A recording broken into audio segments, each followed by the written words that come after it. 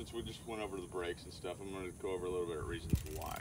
Okay, so for one, you have individual control over this finger, pretty much only finger on the hand that you have real dexterity with and control over. You know, a lot of these like to work together, so we're going to let them. Okay, give this a job and give these a job. Okay, so these jobs is to grip the bike. Okay, and you don't have to have a death grip at all times, but as long as they're ready to be able to grip with your thumb underneath, just hooked underneath, you can have a relaxed grip for most of your ride. I find myself, I only grip when I need to. Okay, and it keeps some of the fatigue in your forearms and stuff down. So the job for your forefinger is, or your index finger, is to braking. That's it. Now braking is not kind of an all on, all off thing. Think about how much pressure it takes to brake thing, you know, to do the braking.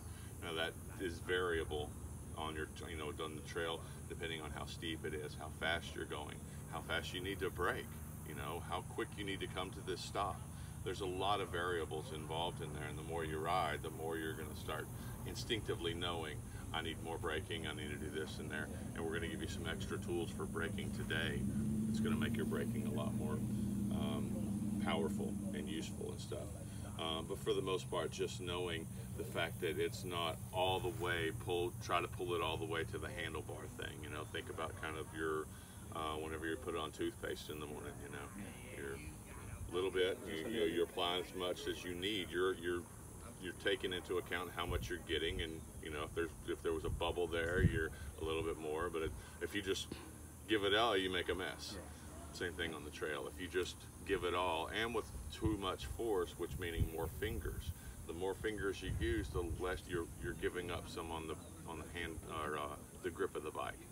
Okay, and just pick it up, shake your bike around, just kind of, you know, just the feeling of that. Now rest one finger on the brake.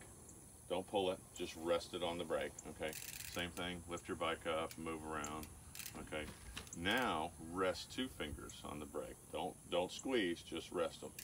Now try to pick your bike up. It's a little more heavy. Doesn't it? Now instantly, for me, it's right here and in the forearms and stuff. I've had other people say it's a back thing, you know, but everybody feels a little discomfort when you do that exercise. Well, that's exactly, you know, how you're on the trail. If you're braking with multiple fingers, that's your grip on the bike. And whenever it's going or moving around, that's what you're simulating right there. And that's uncomfortable. And for long periods of time, it gets very uncomfortable. So that's another reason why we do the one finger brake. Because it's not just about the braking.